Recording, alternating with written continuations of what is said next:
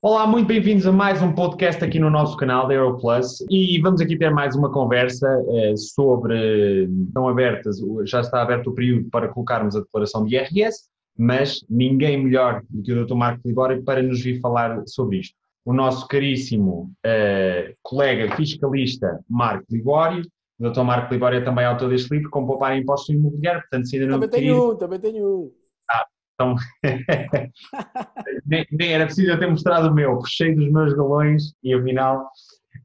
E vamos aqui ter mais uma conversa sobre, enfim, é outro episódio do podcast. Vamos falar aqui de algumas coisas. Vem mesmo a tempo, porque estão abertas, já está aberto o período para colocarmos a declaração de IRS. Eu já falei algumas coisas no Facebook, mas ninguém melhor do que o Dr. Marco Libório para nos vir falar sobre isto. E uma vez que mostrei o livro, se calhar começávamos por umas perguntas que fizeram no Facebook, no YouTube, a última vez, Marco, relativamente à questão da transparência fiscal, o porquê de não ter sido coberta no livro. Se calhar começávamos por aí, pode ser? Vamos a isso. Portanto, boa tarde, ou boa noite, ou bom dia, seja a hora que for que tiverem a ver isto, ou boa madrugada, porque isto também é um bom programa para ver de madrugada. A questão aqui é, porque é que não, na altura não, ou porque é que na escrita do livro, há muitas outras questões, não só a questão da transparência fiscal, que não estão no livro. Assim, o livro tem, salvo erro, eu não sei de cor, mas o livro tem 151 páginas. E, portanto, se tivesse tudo aquilo que está previsto na lei fiscal, provavelmente tinha 1500 e tornava-se se calhar ilegível, ou seja, não dava para... O livro é, no fundo, um resumo com várias situações e vários casos práticos. Também já me têm colocado muitas questões. Então, e porque é que não fez um caso prático que tivesse assim uma situação assada e uma situação... Pois é, quer dizer, mas isso nunca mais havia livro, porque eu estava o resto da vida a escrevê-lo e nunca mais ele saía. Portanto, a questão da transferência fiscal, de facto, não está mencionada. É um aspecto, é uma particularidade, efetivamente, da nossa legislação e está relacionado com a questão da possibilidade de tributação na esfera pessoal, ainda que se tenha uma empresa. Ou seja, pode haver situações, e também no âmbito imobiliário, nomeadamente nos arrendamentos, pode haver situações em que o facto de se ter uma empresa, ou seja, se essa empresa não for constituída tendo essa situação em mente, pode haver situações em que, de facto, a tributação desses rendimentos caia, digamos assim, na esfera pessoal, em vez no fundo, de cair na esfera do IRC, ou seja, no fundo tem-se a empresa e acaba por não se tirar vantagem da empresa, ou não se tirar toda a vantagem da empresa, porque o resultado cai na esfera pessoal. Portanto, é uma questão que colocaram eu lembro-me disso, ou foi na primeira parte do vídeo, ou foi no segundo, eu sei que colocaram essa questão, e é pertinente. É uma questão relativamente técnica e, portanto, é uma coisa normalmente que eu prefiro ver caso a caso e analisar, porque tem a ver com questões, por exemplo, no caso do arrendamento, pode ter a ver com questões de percentagens de rendimento, ou seja, se ultrapassarmos uma determinada percentagem de rendimento, temos uma situação de efetivamente poder cair na transparência fiscal. Neste caso, a questão que se coloca por norma é os 50%, ou seja, no fundo, isto sem entrar em muitas tecnicidades, o arrendamento de imóveis que sejam propriedade da sociedade, ou seja, da empresa, podem ser ou são qualificados como administração de bens, no caso, ou seja, se forem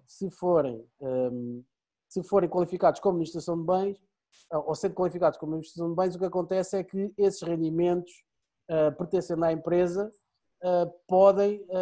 configuram efetivamente, e os sócios, neste caso os sócios sendo um agregado familiar ou sendo uma pessoa só, sendo uma unipessoal, portanto no fundo é igual, pode acontecer que efetivamente caia na tal transparência fiscal e, portanto, o que acontece na prática é que o resultado que a empresa tem no final do ano, em vez de ter uma taxa de IRC, ou uma incidência de taxa de IRC, vai ser tributado na esfera do IRS, ou seja, com taxas progressivas e obviamente que isso é uma coisa que Normalmente, quando se cria a empresa, é isso que não se pretende, não é óbvio, né? Principalmente em rendimentos altos, é isso que não se pretende.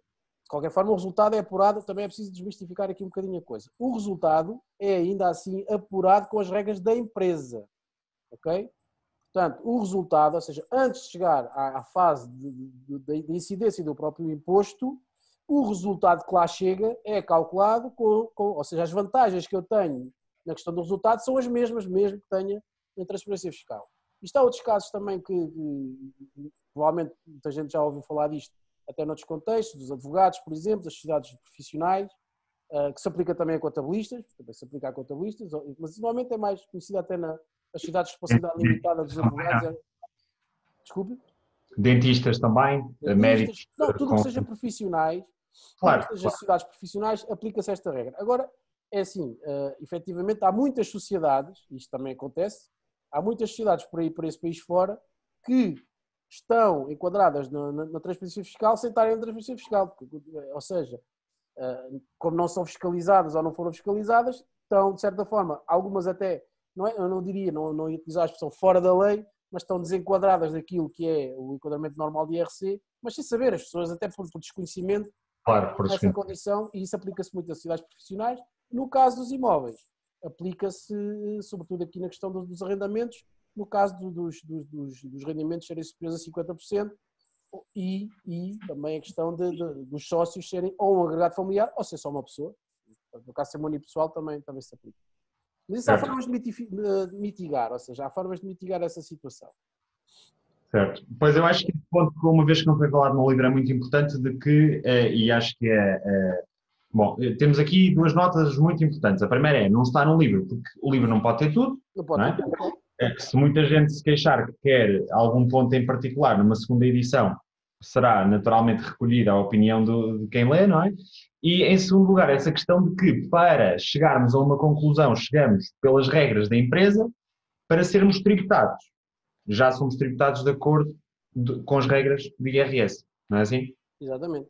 Mas se, por exemplo, como é que se pode mitigar isto? Só para deixar aqui duas ou três ideias.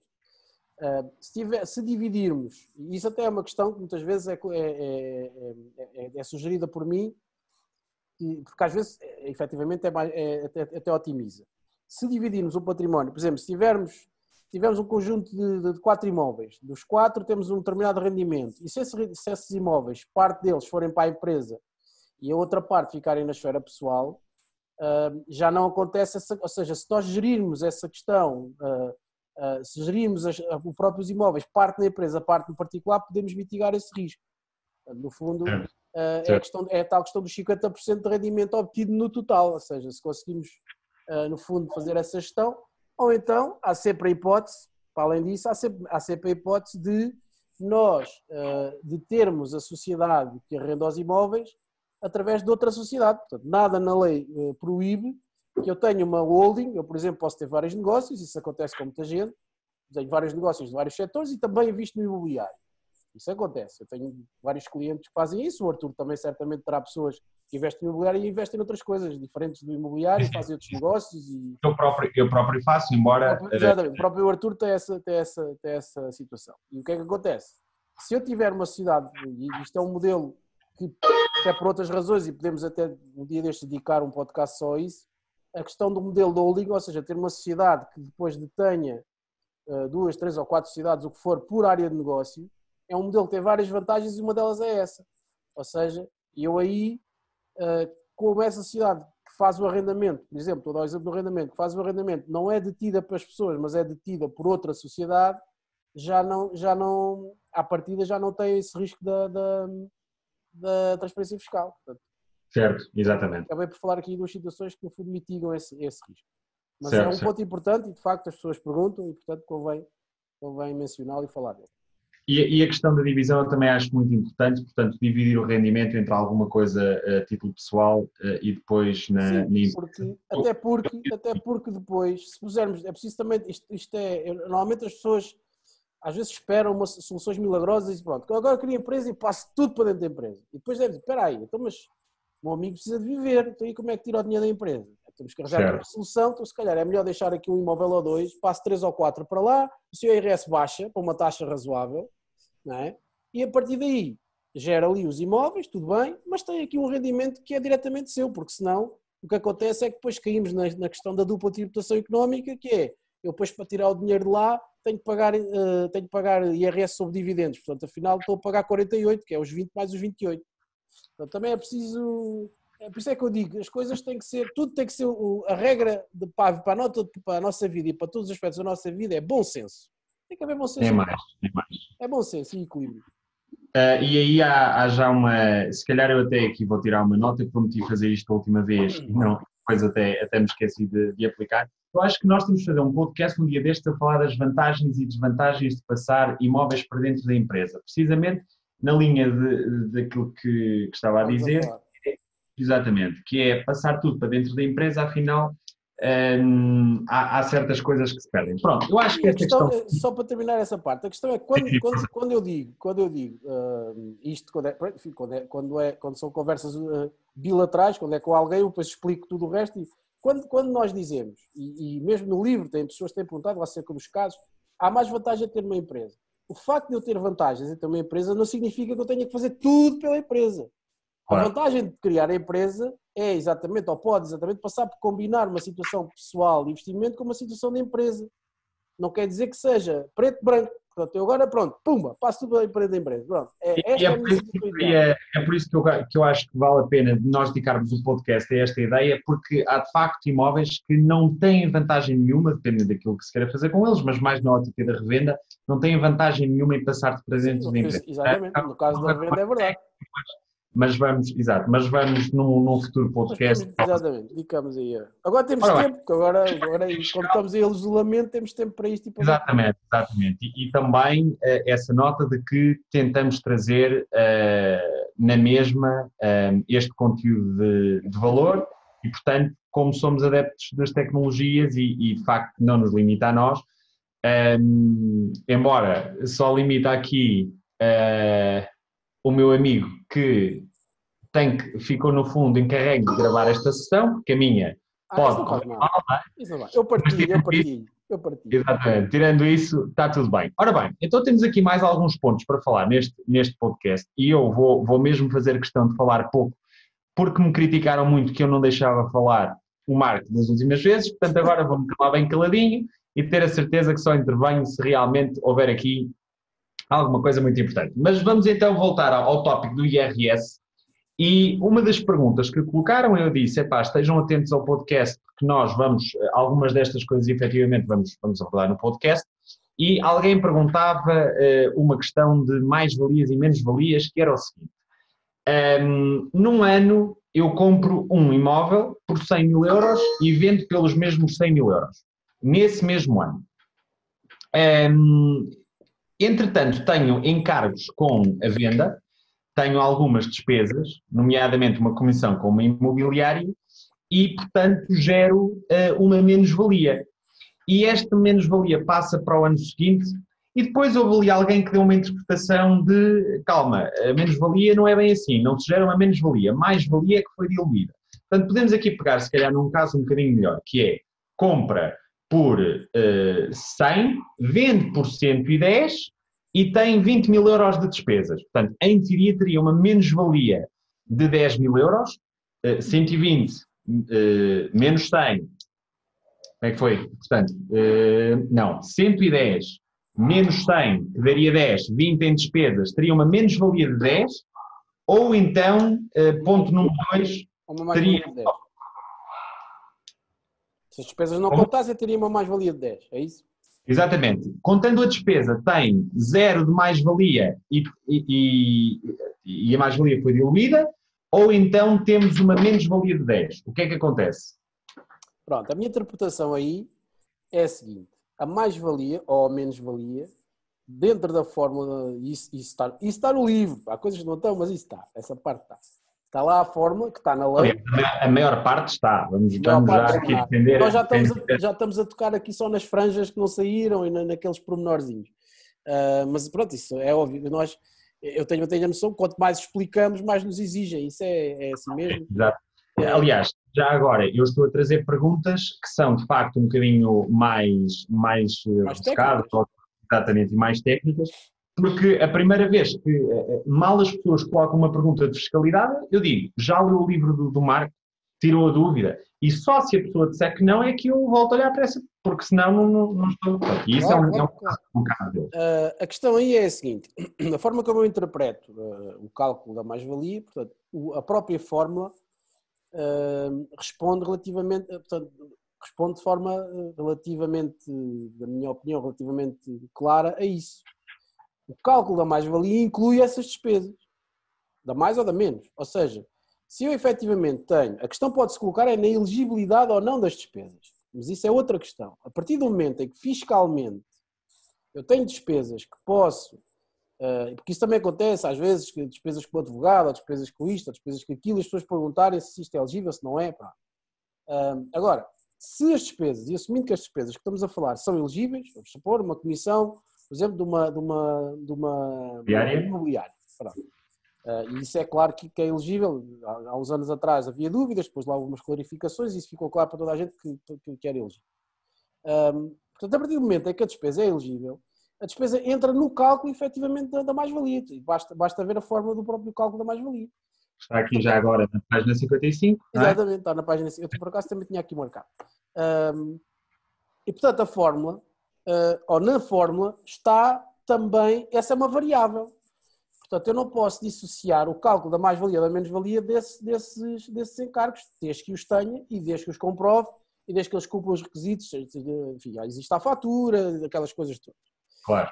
A partir desse momento, o cálculo da menos-valia, portanto, no exemplo que o Arthur estava a dar, se eu tenho um imóvel que comprei por 100, vendi por 110, mas tenho despesas de 20, imaginando que paguei uma comissão de 20, efetivamente, então, eu vou ter uma menos-valia porque o valor da aquisição, ou aliás, o valor de venda, eu tenho que descontar o valor da aquisição, corrigido até, na hipótese de ser mais anos para trás, tenho que corrigir com o coeficiente de desvalorização, mas aqui nem vamos considerar essa variável para não complicar. Até porque naquele caso tinha comprado e vendido no mesmo Comprado ano. e vendido, pronto. Comprado e vendido no mesmo ano. Para simplificar, o que é que acontece? Ao valor da aquisição, eu vou somar o montante que paguei de despesas associadas diretamente a essa operação e, portanto, se tive uma despesa de 20, obviamente que 20 mais 100 dá 120. Portanto, 120, se eu vendi por 110, tenho um resultado fiscal desta operação de menos 10. Portanto, é basicamente isto. É também a minha interpretação enquanto É a colocaram. minha interpretação, exatamente. Pronto, pode haver outras e eu respeito, mas é a minha interpretação. Mas a minha seria idêntica, embora eu não seja o especialista aqui, é o Marco, não sou. Pronto, mas isso de especialistas, isso já se sabe que isso normalmente até há uma graça que costumamos dizer, se queremos duas opiniões diferentes, juntamos dois advogados, ou dois médicos também. Ou neste caso, dois fiscalistas, ou dois contabilistas, é basicamente a mesma coisa. Pronto. E hoje em dia temos um problema diferente, por exemplo, na alimentação, não é? As pessoas utilizam muitas vezes uma lógica de como eu como há 30 anos, no meu caso tenho 30 anos, como eu como há 30 anos, sou um especialista em nutrição. E as coisas às vezes não é assim, não é? É um bocado isso. A pessoa até pode fazer a mesma coisa há 30 anos e fazê-la mal. Não quer dizer que exatamente, claro. A questão uma nota importante, valor de realização e valor de aquisição. Sempre o máximo entre o valor de transação e o VPT na altura da compra e da venda, correto? Certo. Isso também está no livro, essa questão do VPT e do valor. A questão, no fundo, é o valor que serviu de base, é o valor que serve de base à cobrança de IMT. Exato, à liquidação de imposto. Ele até remete para a questão do IMT. Depois há aqui outra questão também que perguntam quando se fala neste tema, que é, ok, tive uma menos-valia, e agora o que é que acontece? O que acontece é que essa menos-valia reporta para os anos seguintes. Portanto, é preciso perceber que a questão antes de mais perceber isto. O que é tributado em cada ano é o saldo entre mais-valias e menos-valias. Portanto, se eu tiver um imóvel, vamos supor em 2019, eu vou agora fazer o IRS, se eu tive um imóvel que ganhei 20 e outro perdi 10, o que acontece é que eu tenho que declarar a venda dos dois, como é óbvio, e vou ser tributado sobre a soma aritmética, neste caso é a diferença, porque é um dá positivo ou outro dá negativo, portanto é o saldo dessas duas operações. Portanto, obviamente que eu vou pagar IRS sobre o saldo dessas duas operações. No caso de eu não ter, vamos ao exemplo B, este é o exemplo A, o exemplo B, eu tive, só vendi o tal imóvel, perdi 10 mil, tive uma menos-valia de 10 mil. O que é que acontece a esses 10 mil? Como naquele ano não há ganho, portanto, não houve ganho, só tive perda, o próprio sistema e as próprias finanças vão considerar esse valor, eu apenas tenho que estar atento se isso é considerado, mas à partida será até de forma automática. O que acontece é que nos anos seguintes, esse valor vai ser utilizado para abater a rendimentos do mesmo tipo, durante 5 anos. Portanto, pode ser utilizado. Quando eu fizer outra transação e tiver um ganho, eu posso utilizar esse reporte. No fundo, é a lógica idêntica aos prejuízos nas empresas, aos prejuízos fiscais. É uma lógica relativamente idêntica, que é, eu numa empresa também, se tiver prejuízo num determinado ano, esses prejuízos vão abater ao lucro tributável do IRC nos anos seguintes. Aqui a filosofia é mais ou menos a mesma e acho que é razoável. Que são só 5 anos, não é? 5 anos. Nesse caso. Enquanto que na categoria F são 6 anos, não é? Na categoria F é 6, é. E isso leva-nos à pergunta seguinte, que era, para obter o reporte na categoria F, é necessário fazer o englobamento no ano em que há perdas? Nos dois.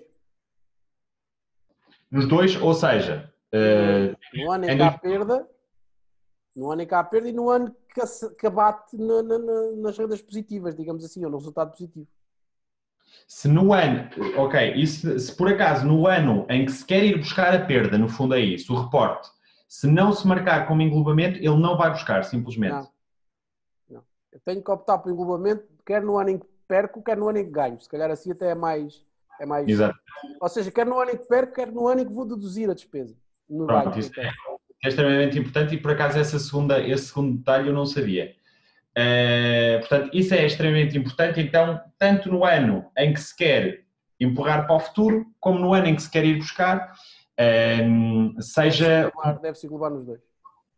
Exatamente, pronto, muito importante. Na categoria G, salvo erro, o englobamento é obrigatório, não é? Na categoria G é. Portanto, nem sequer se coloca a questão de se ter que se optar pelo englobamento. Não, aí não se coloca. E a questão é que é assim, o valor é considerado em 50%, para os imóveis, para residentes em Portugal e para residentes fora do país não se aplica esta questão, mas para residentes em Portugal, que é a maioria, cálculo das pessoas para quem estamos a falar, aplica-se a questão dos 50% e portanto aí não há opção de englobamento, aí é obrigatório. E nas rendas provavelmente daqui a uns anos também já não haverá, portanto, mas para já ainda há.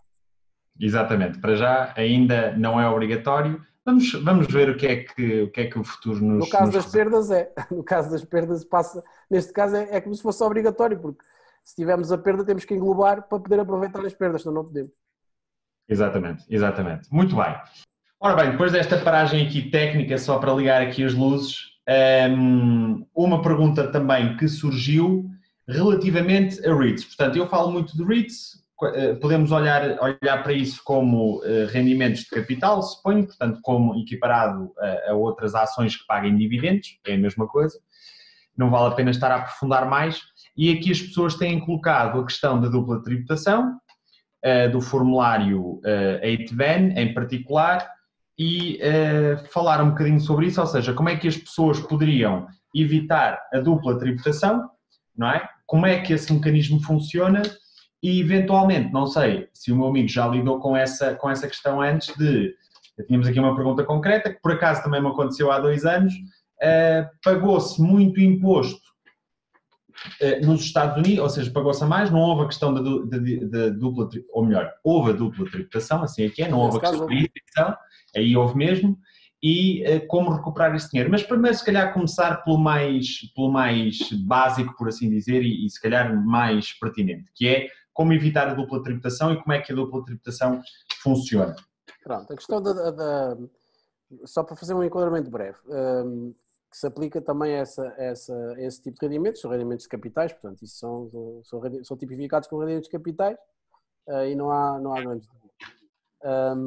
A questão é a seguinte, os países criaram mecanismos, ao longo dos anos, através de acordos bilaterais, criaram mecanismos de anulação da dupla tributação, exatamente para fazer face a situações desse tipo, em que uma entidade ou uma pessoa residente num dos Estados ou num dos países, e neste caso, supondo em Portugal, por exemplo, recebe rendimentos de uma entidade seja uma empresa, ou seja um fundo imobiliário ou outra coisa qualquer, uma entidade recebe rendimentos de uma entidade que está localizada num outro país, pode ser, o exemplo que tínhamos falado, dos Estados Unidos. Dos Estados Unidos, no caso. Que é aquilo que é mais comum para aquilo que eu percebi desse tipo de investimento. Certo. E, portanto, o que acontece aqui é, também entre os Estados Unidos da América e Portugal existe um acordo em vigor. E, portanto, esse acordo prevê as regras a aplicar a esses rendimentos de capital. Ou neste caso, que são tipificados em Portugal como dividendos. O que é que acontece? Esse acordo diz genericamente que, sendo uma entidade americana a pagar esses dividendos a uma pessoa residente em Portugal, ambos os Estados têm direito a tributar. Portanto, isto é uma regra, isto nem sempre é assim, nem em todos os acordos feitos com Portugal acontece isto,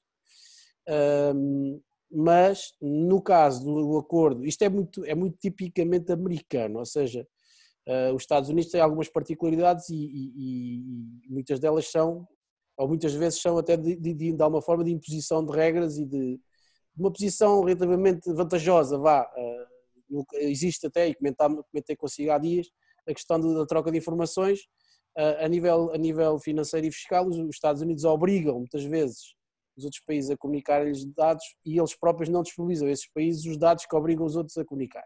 Portanto, isso é uma posição relativamente, coloca-se numa posição relativamente superior, digamos assim. E o acordo, nesse aspecto, reflete de alguma forma isso. Portanto, o que o acordo diz é que, basicamente, os Estados Unidos também têm, não quer dizer que isso não aconteça com outros países, porque acontece, mas pronto, eu estava aqui a dar este exemplo, ou estava a mencionar isto, porque no caso das trocas de informações, também, os Estados Unidos têm uma posição um bocadinho, não diria agressiva, mas enfim, um bocadinho sui generis, um bocadinho prepotente, vamos dizer assim. No caso dos dividendos, ou no caso da tributação dos dividendos, o que é que acontece?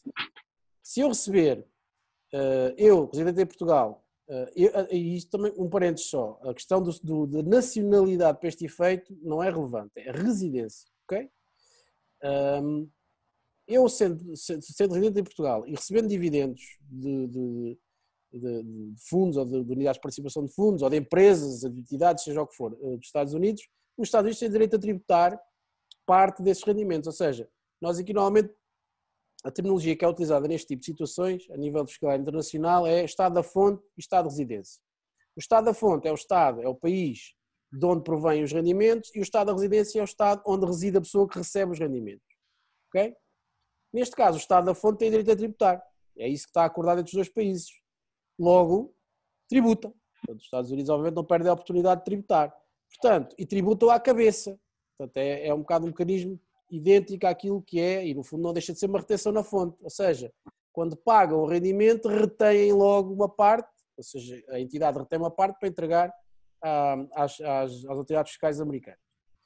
O que está previsto no acordo é que e no caso dos dividendos especificamente, é que essa tributação ou essa taxação não pode ir além dos 15%. Ok? O que é que isto significa na prática? Que os Estados Unidos irão tributar aplicando a Convenção, na situação normal da aplicação da Convenção, os Estados Unidos irão tributar 15%, em 15% do valor. Portanto, vamos supor que o valor bruto é 100, o que vai acontecer é que eu já só recebo 85, porque os Estados Unidos vão reter 15 e eu cá vou receber líquidos 85. Depois a pergunta seguinte é, ok, então em Portugal o que é que eu tenho que fazer na minha declaração de IRS? O que tenho que fazer na declaração de IRS, mas isso acontece com os Estados Unidos ou com outro país qualquer, é declarar tudo aquilo que se recebe. Ou seja, existe aqui uma regra que é, eu sendo residente em Portugal, eu tenho que declarar em Portugal tudo aquilo que recebo, seja de onde for. Ok? Neste caso, seja de Portugal, por meio de razão, seja de Espanha, de França, de Itália, de Angola, do Brasil, dos Estados Unidos, da Alemanha, de onde for. Todos os rendimentos que eu tenho, que sejam sujeitos a imposto, e são quase todos, né? Os impostos basicamente tributam tudo, eu tenho que declarar em Portugal. E, portanto, se eu receber dividendos dos Estados Unidos, eu vou ter que declarar, vou ter que fazer constar na minha declaração esses rendimentos. Ok? Pronto. Que valor é que eu tenho que considerar? Ou como é que eu vou considerar, como é que eu vou fazer? Eu tenho que considerar o valor bruto e tenho que considerar o valor do imposto, ou seja, no fundo eu vou declarar o valor bruto, que é 100, e vou declarar o imposto que já paguei, ok? Que é os 15. E depois, no fundo, o que acontece, que é o chamado mecanismo do crédito imposto, eu vou abater esses 15, ou seja, abato os 15 aos 100 e depois tenho que pagar cá a diferença para aquilo que é a taxa portuguesa. Porque no final do dia, o residente em Portugal pagará sempre a taxa portuguesa, porque se não paga é tudo ao Estado português, porque há uma parte que já pagou nos Estados Unidos. Mas, na verdade, eu no final do dia vou ser tributado nos mesmos 28% que seria num dividendo recebido de uma empresa portuguesa.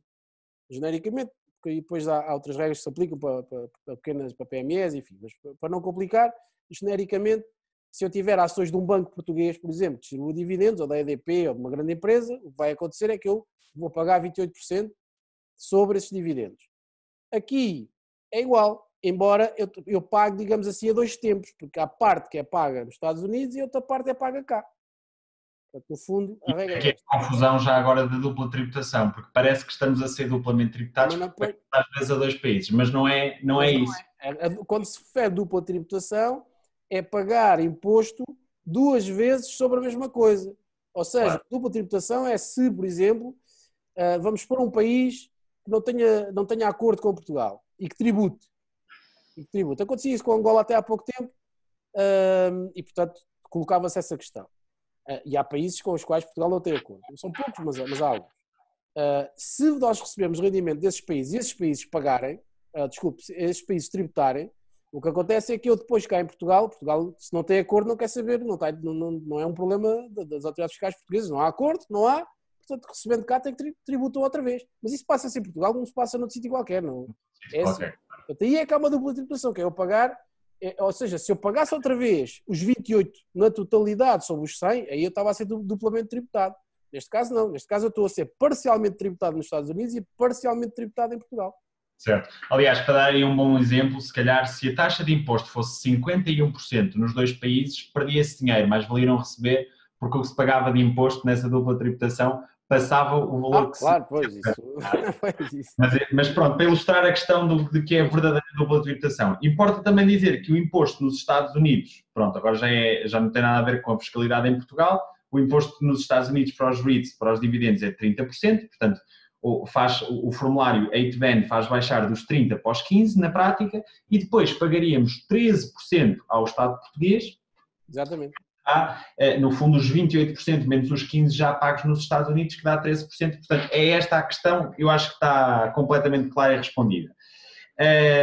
Aí, em declaração de IRS, declaram-se em rendimentos obtidos no estrangeiro, correto? Correto.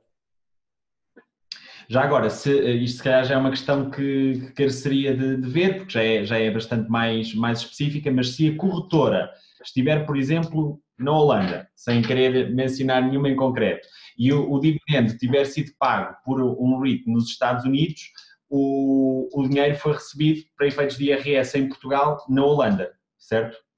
Teria que se ver, eventualmente. Isso tem que se ver. A entidade é assim, a entidade que paga... A questão é esta, supostamente a entidade que paga pode não ser a entidade que faz a transferência. A entidade que paga, a corretora pode ser um mero intermediário. Certo. Depende também, se calhar, do cariz da própria corretora, não é? Exatamente, tem que se perceber. Mas a questão é, isso é exatamente igual a se, vamos supor que eu tenho uma carteira de ações em Portugal e tenho através de uma corretora, que também posso ter, ou através de um banco. E eu num banco tenho ações de outro banco. Portanto, quem me está a pagar, quem me mete o dinheiro na conta, efetivamente, é o meu banco. Mas esse dinheiro vem do outro banco. Portanto, a entidade que paga e a qual vai ser declarado é esse outro banco, é o banco B, digamos assim. Eu estou a falar num banco, mas pode ser EDP. Imagino que eu tenho ações de EDP numa conta no BPI. Quem é que me paga? É o BPI. Mas quem é que me está a pagar na realidade? É a EDP. Portanto, se a EDP tivesse sede na Holanda, não é? Vamos supor que a EDP passava a sede para a Holanda. Então, nesse caso, eu estava a receber dividendos de uma entidade com sede na Holanda, embora fosse o meu banco em Portugal a pagar-me os dividendos. Não sei se isto respondeu, mas acho que sim. Sim, acho que sim. É fazer agora o paralelo entre onde está a corretora do investidor e onde está a empresa. E de quem são as ações? Qual é a Exatamente. entidade que emite as ações? Ou seja, eu tenho partes de capital de quem? Não é da corretora, será de alguém. Como eu tenho unidades de participação num fundo, mas esse fundo não é da corretora, a não ser que seja da própria corretora. Pois, não estou em crer que haja alguma corretora a pagar dividendos, por acaso. Também eu nunca vi. Seria um caso interessante. E esta questão de eventualmente, pronto, isto agora já é uma questão muito mais técnica, e no fundo foi a questão que colocaram, e eu disse logo que isto era uma coisa muito difícil. Se por acaso, qual é que seria talvez o conselho genérico que o meu amigo daria a esta pessoa? Se por acaso foi duplamente tributada a pessoa, em particular, neste caso, nos Estados Unidos. Já agora, e há aqui uma questão antes, ou seja, eu estava a dizer que o imposto nos Estados Unidos é 30%. A pessoa pagou 30%, vai declarar em Portugal, há o acordo de dupla tributação, portanto não paga nada à partida em Portugal. Porque seria 28 menos 30, 0. Pois, mas o problema é que a questão ao não preencher esse formulário lá, provavelmente não é, ou seja, a convenção não se aplica automaticamente. Tem que se fazer. Possivelmente ainda paga os 28%. Exatamente, tem que se cumprir a formalidade, tem que se ativar a declaração, ok? Por exemplo, em Portugal existem os formulários que são os chamados formulários RFI para se ativar essa convenção, ou seja, que se estiver com os países, ou emite-se o certificado de residência e se envia para quem está a pagar para evitar, ou se preenche os RFIs, ou I, também há casos em que se tem que fazer as duas coisas. Mas a questão aqui é a seguinte: ou nós ativamos a convenção e é aplicada a regra que eu falei, ou se não tivermos esse cuidado, aí sim vamos ser duplamente tributados. O que é que acontece nessa situação? É pior ainda que isso, porque eu vou pagar nos Estados Unidos 30% e cá tinha que pagar 28%. Portanto, eu no final do dia pagava 58%. Era essa a conclusão que eu ia chegar. Isso é que é terrível, não é? Ainda é pior. Portanto, preencher o formulário é crucial. Mas esta questão de, ok, agora já fiz estes pagamentos todos, dei conta da asneira que fiz do formulário, como é que eu peço ao abrigo da dupla tributação, retroativamente, um imposto pago nos Estados Unidos? Há algum conselho genérico que aqui se possa dar? Eu aconselho que, é assim, eu especificamente dos Estados Unidos não sei. Não sei qual é a regra, eu não sei se é possível sequer fazer isso, essa correção. Aquilo que sei em Portugal e sei também noutros países europeus e que conheço relativamente bem, ou com o Brasil, que também temos tido algumas operações, eu com os Estados Unidos não tenho tido muita experiência a esse nível. Mas o que sei normalmente é, isto vem um bocado daquela máxima, e isso é uma máxima que existe em todo o lado, que é os impostos é como a morte, é a única coisa certa que a gente tem. Pronto, começa logo por aí. E isso basicamente quer dizer o quê? Pagou. Portanto, há de ser difícil, digo eu, nos Estados Unidos, haver uma recuperação desse dinheiro. Mas eu não estou a dizer que não é possível, não sei.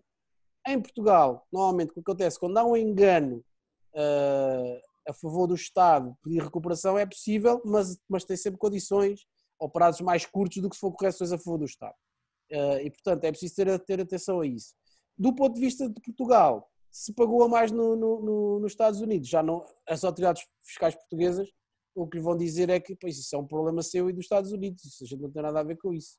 De uma forma muito prática é isso que vai acontecer. Portanto, é preciso ter o cuidado na origem de fazer as coisas bem feitas. Agora, obviamente toda a gente se engana, isso o acerta tudo e ainda dá para nascer, como se costuma dizer.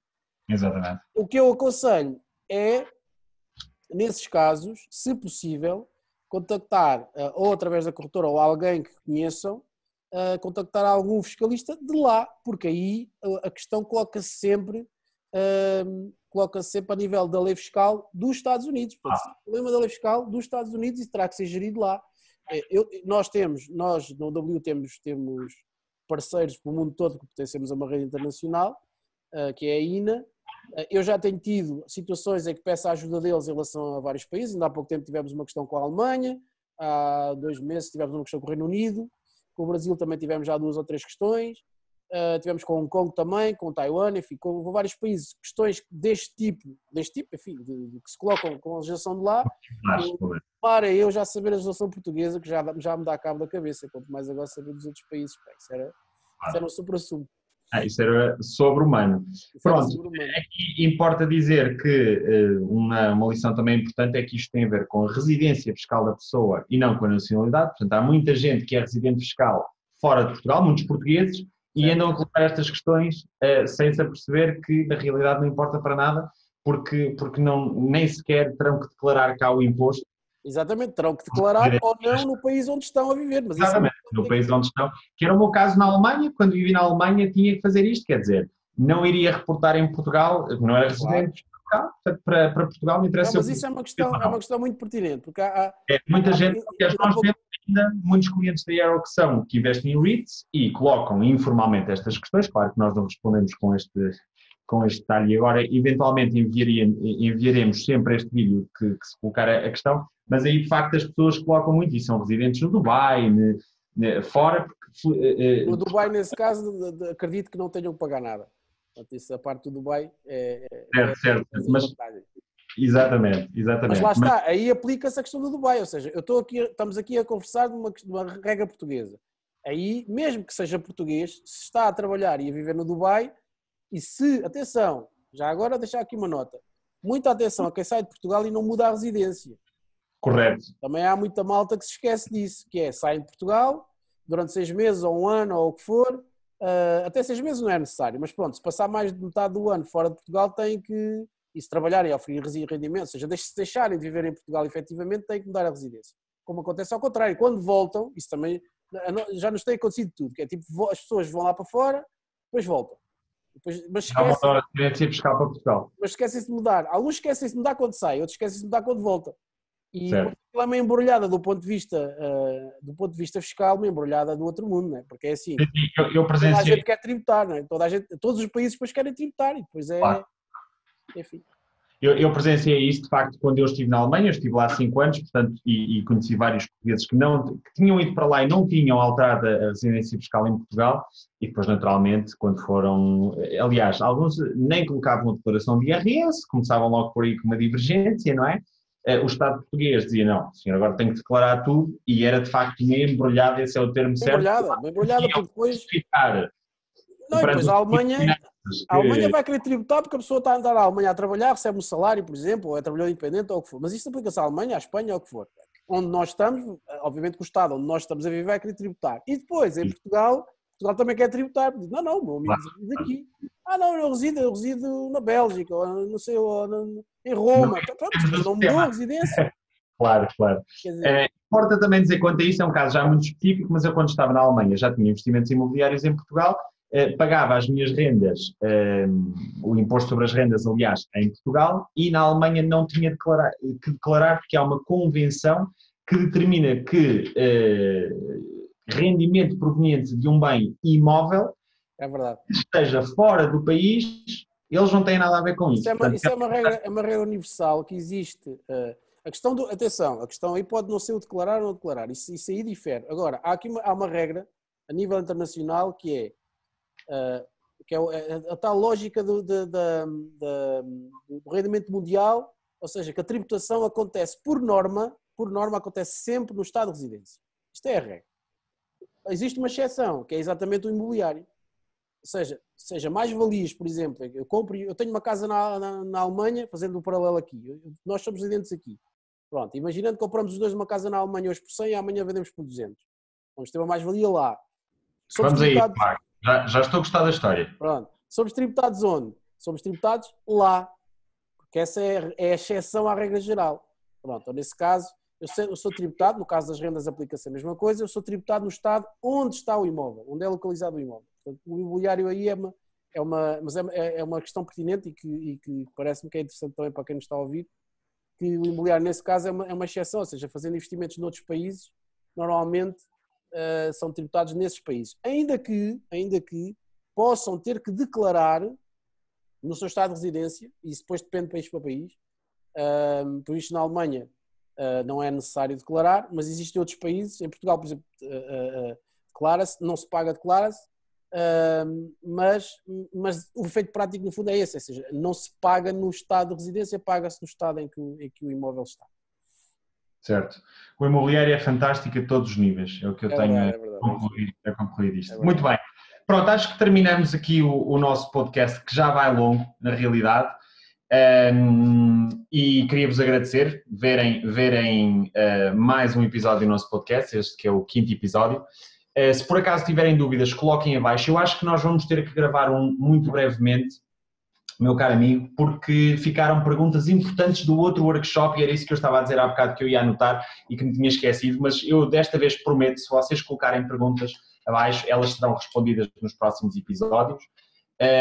Dito isto, agradecer ao nosso fiscalista de serviço. Já agora, se conseguir mostrar o livro uma vez que eu tenho o meu arrumado, se por acaso ficaram até aqui e ainda não leram esta magnífica obra do melhor autor do mundo, isto é uma obra o segundo melhor autor do mundo, aliás.